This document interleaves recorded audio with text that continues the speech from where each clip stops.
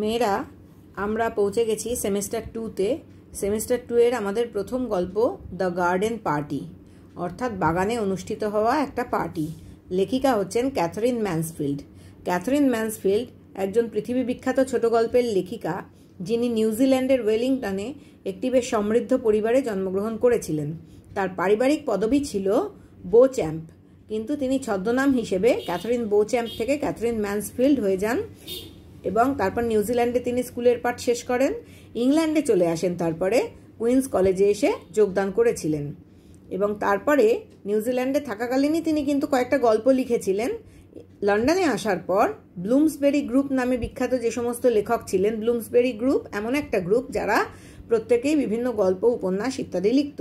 সেই ব্লুমসবেরি গ্রুপে কারা ছিলেন? D.H. লরেন্স ছিলেন, যার লেখা লেডি চ্যাটারলিজ লাভার। ভার্জিনিয়া উলফ ছিলেন, যিনি কিনা স্ট্রিম অফ কনসিয়াসনেস নভেল এবং ছোট গল্প লিখতেন।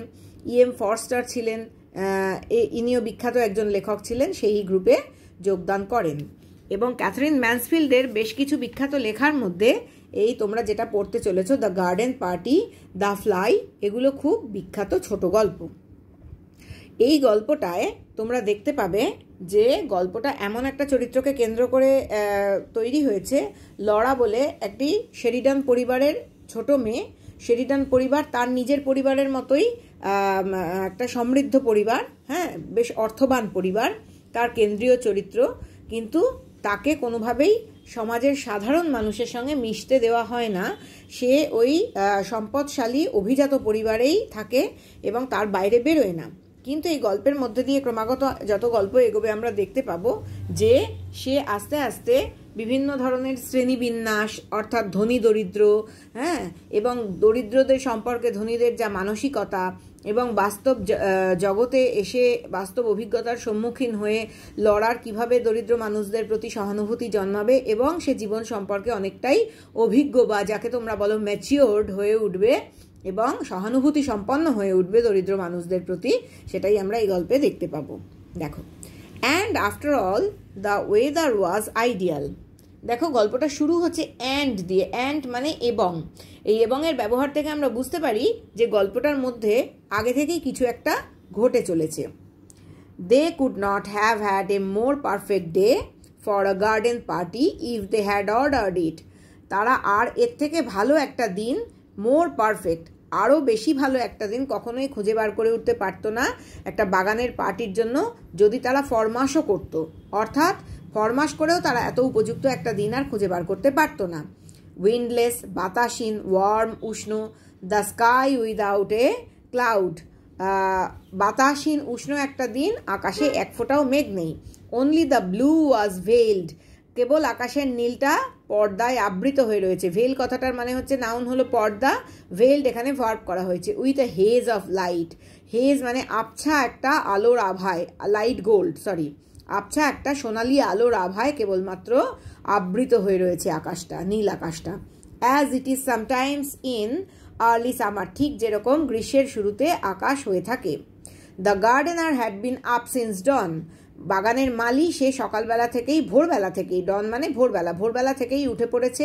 মোয়িং দ্য লনস, লনের ঘাস ছেঁটে চলেছে। অ্যান্ড সুইপিং দেম, এবং লনটাকে ঝাঁট দিচ্ছে, পরিষ্কার পরিচ্ছন্ন করছে, যেহেতু ওখানে পার্টি হবে। Until the grass and the dark flat rosettes where the daisy plants had been seemed to shine, যতক্ষণ পর্যন্ত না ঘাস এবং বেশ গাঢ় রঙের সমতল যে গোলাপাকৃতির অংশ, রসেটস কথার মানে হচ্ছে গোলাপাকৃতির অংশ, বাগানের এক একটা অংশকে গোলাপের মতো করে সাজিয়ে রাখা হয়, ঠিক যেন গোলাপের পাপড়িগুলো ছড়িয়ে রয়েছে। অস্বচ্ছ সমতল গোলাপের পাপড়ির মতো অংশগুলো, যেখানে ডেইজি প্ল্যান্ট বা ডেইজি গাছগুলো মনে হচ্ছে যেন উদ্ভাসিত হয়ে রয়েছে বা ঝকঝক করছে, অর্থাৎ ডেইজি ফুলগুলোকে আরও আকর্ষণীয় লাগছে, ওখানে ডেইজি গাছের মধ্যে ডেইজি ফুলগুলোকে আরও আকর্ষণীয় লাগছে। অ্যাজ ফর দ্য রোজেস, এবং গোলাপের কথা যদি তুমি বলো বা গোলাপের কথা বলতে গেলে, you could not help feeling they understood that roses are the only flowers that impress people at garden parties, এবং তুমি না বলে পারবে না, you could not help feeling, তুমি না অনুভব করে পারবে না, দে আন্ডারস্টুড দ্যাট, যে সকলেই তারা বুঝবে, যে roses are the only flowers, গোলাপি হলো একমাত্র ফুল দ্যাট ইমপ্রেস পিপল, যেটা লোককে প্রভাবিত করে বা লোকের মনে কোনো রকম একটা অনুভূতির সৃষ্টি করে বা ছাপ ফেলে, যে গোলাপি হলো সবচেয়ে মানে যাকে এক ডাকে অ্যাট গার্ডেন পার্টিস, মানে গোলাপি হলো একমাত্র ফুল যা লোকেদের মনে ছাপ ফেলে এই সমস্ত পার্টিগুলোতে, একমাত্র ফুল। The only flowers that everybody is certain of knowing, একমাত্র ফুল যা প্রত্যেকেই চেনে, সার্টেন অফ নোয়িং অবশ্য নিশ্চিত করে প্রত্যেকেই গোলাপকে চেনে।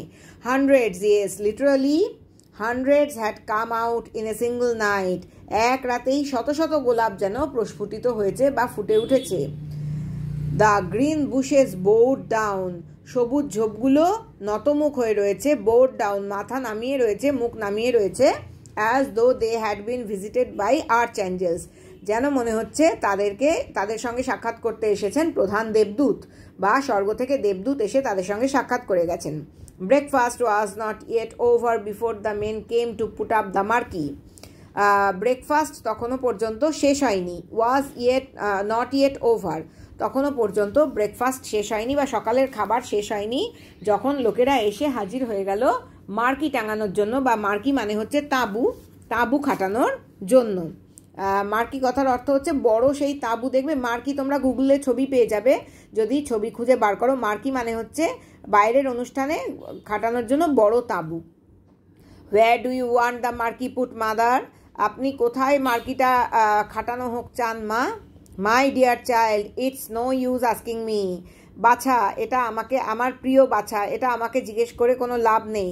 I am determined to leave everything to you children this year, আমি এইবার একেবারে দৃঢ় প্রতিজ্ঞ হয়ে রয়েছি যে প্রত্যেকটা জিনিস এইবার তোমাদের ওপর ছেড়ে দেবো এই বছর, তোমাদের ওপর মানে বাচ্চাদের ওপর, চিলড্রেন।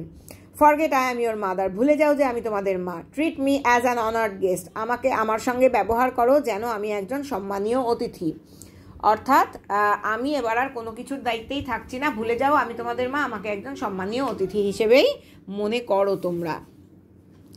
তা যাই হোক, এবার লরার মা, মানে এটা লরার মা বললেন, বাট মেঘ could not possibly go and supervise, মানে ছেলে মেয়েদের মধ্যে একজনের নাম ছিল মেঘ, কিন্তু সম্ভবত মেঘ যেতেও পারলো না এবং ওই সুপারভাইজ দ্য মেন, যে লোকেরা ওটা টাঙাতে এসেছিল তাদের দেখাশোনাও করতে পারলো না। She had washed her hair, সে সবেমাত্র তার চুল ধুয়েছে, বিফোর ব্রেকফাস্ট, সকালে জলখাবার খাওয়ার আগেই, অর্থাৎ সে সকালবেলা জলখাবার খাওয়ার আগে তার চুল ধুয়েছে, সম্ভবত তোমরা যেটাকে বলো শ্যাম্পু করেছে, হ্যাঁ, তো সে শ্যাম্পু করেছে, সেই কারণে সে ওই তাঁবু খাটানো দেখতে যেতে পারলো না, তার ফলে মেঘ ওখানে গেল না। And she sat drinking her coffee in a green turban, এবং সে বসে বসে কফি পান করছিল, তার মাথায় একটা সবুজ রঙের পাগড়ি, বা ওই মাথা তোমরা যেরকম গামছা দিয়ে বেঁধে রাখো বা টাওয়েল দিয়ে বেঁধে রাখো সেই রকম ধরনের একটা মানে পাগড়ি ধরনের বেঁধে রেখেছিল মাথার ওপর। টার্বান কথাটার মানে হচ্ছে পাগড়ি। With a dark wet curl, তার মাথায় ছিল ঘন ভিজে চুল, ঘন কালো ভিজে চুল। স্ট্যাম্পড অন ইচ চিক, চুলগুলো গালের প্রত্যেকটা গালে আবার লেগেছিল, মানে যেহেতু ভেজা চুলের এক দুটো গোছা তার গালে লেগেছিল, আর মাথায় ওই রকম বড় একটা পাগড়ি বা ফেট্টি মতো বেঁধে রেখেছিল সে। জোস দ্য বাটারফ্লাই, জোস হচ্ছে ওই ভাই বোনেদের মধ্যে মানে একজন বোন, তাকে বলা হচ্ছে প্রজাপতি, অর্থাৎ ভীষণই শৌখিন সে। Always came down in a silk petticoat and a kimono jacket, সবসময় সে পরে থাকতো সিল্কের একটা পেটিকোট বা মানে ঢিলে ঢালা একটা ঘাগরা ধরনের জিনিস। পেটিকোট বলতে আমাদের এখানে কিন্তু সায়া বোঝায়, শাড়ির নিচে যেটা পরা হয়, কিন্তু ওখানে ঘাগরা ধরনের পোশাক বোঝায়, লোয়ার পার্টে যেটা পরা হয় সেই সিল্কের petticoat. And a kimono jacket, kimono হচ্ছে জাপানিদের দেখবে আলখাল্লার মতো ঢিলে পোশাক, আবার আমাদের এখানে দেখবে নর্থ ইস্টের মেয়েরা বা দার্জিলিং গেলে বা কালিম্পং গেলেও সেখানে কিমোনো ধরনের পোশাক দেখতে পাবে, ওই স্কার্ট ধরনের জিনিসের ওপর বা ঘাগরা ধরনের জিনিসের ওপর কিমোনো জ্যাকেট পরে রয়েছে Jose. You will have to go Laura, তোমাকেই যেতে হবে Laura. You are the artistic one, তুমি হচ্ছে সবচেয়ে শিল্পগুণ সম্পন্ন। অ্যাওয়ে লরা ফ্লিউ, লরা চলে গেল প্রায় দৌড়ে। Still holding her piece of bread and butter, হাতে তখনও তার ধরা রয়েছে মাখন এবং রুটির টুকরো, অর্থাৎ লরার আর্টিস্টিক শিল্পবোধ সম্পন্ন রুচি রয়েছে বলেই তাকে পাঠানো হলো, সে ওই জন্য তার মাখন মাখানো পাউরুটি নিয়েই চলে গেল। It's so delicious to have an excuse for eating out of doors. এটা অত্যন্ত তৃপ্তিদায়ক একটা ব্যাপার ছিল যে একটা অজুহাত পাওয়া গেছে বাইরে গিয়ে খাওয়ার, আউট অফ ডোরস অর্থাৎ দরজার বাইরে গিয়ে খাওয়ার। অ্যান্ড বিসাইডস, এবং তারও সঙ্গে she loved having to arrange things, এবং তার উপরেও সে সমস্ত জিনিসপত্র অ্যারেঞ্জ করতে বা গোছাতে ভালোবাসত, মানে তার জিনিসপত্র গোছগাছ করতে ভালো লাগতো। She always felt she could do it so much better than anybody else. সে সবসময় অনুভব করতো যে সে এটা অন্যদের থেকে অনেক বেশি ভালো করে করতে পারে। 4 men in their short sleeves stood grouped together on the garden path. 4জন লোক বাগানের পথে প্রথাগত পোশাক ছাড়াই ওই কি পরেছিল, শর্ট স্লিভস, অর্থাৎ মানে হাতা ছাড়া জামা আর কি। শর্ট স্লিভস এমন একটা পোশাক, জ্যাকেট ছাড়া হাতাওলা জামা, শার্টের মতো হাতাওলা জামা। স্টুড গ্রুপড টুগেদার, দল বেঁধে দাঁড়িয়েছিল সেখানে। অন দ্য গার্ডেন পাথ, বাগানের পথে। They carried staves covered with rolls of canvas, তাদের হাতে ধরা ছিল খুঁটি। স্টেভস মানে হচ্ছে তাঁবু খাড়া করার যে খুঁটিগুলো, যেগুলো জড়ানো ছিল ত্রিপলের রোল দিয়ে, অর্থাৎ ত্রিপল গোল করে ওই খুঁটিগুলোর ওপর জড়ানো ছিল। And they had big tool bags, তাদের সঙ্গে ছিল বড় বড় যন্ত্রপাতির bag. Slung on their bags, তাদের পিঠ থেকে ওই ব্যাগগুলো ঝুলছিল। দে লুকড ইমপ্রেসিভ, তাদের দেখে বেশ চমৎকার লাগছিল। Laura wished now that she was not holding that piece of bread and butter. Laura ভাবছিল যে তার ওই হাতে রুটি মাখনটা না থাকলেই ভালো হতো। But there was nowhere to put it, কিন্তু এই রুটি মাখনটা রাখার কোনো জায়গা ছিল না। And she could not possibly throw it away, এখন সে আর সেটা ছুঁড়েও ফেলে দিতে পারছিল না। শি ব্লাশড, সে লজ্জায় লাল হয়ে যাচ্ছিল। And tried to look severe, এবং সে খুব নিজেকে গম্ভীর দেখানোর চেষ্টা করছিল। And even a little bit short sighted, এবং সে এমনভাবে দেখছিল চারিদিকে যেন মনে হচ্ছিল তার দৃষ্টিশক্তির অভাব ঘটেছে, সেরকমটা সে দেখাতে চাইছিল। As she came up to them, যখন সে তাদের কাছে এসে পৌঁছলো, বা ওই মার্কি টাঙানোর বা তাঁবু টাঙানোর লোকগুলোর কাছে এসে পৌঁছলো।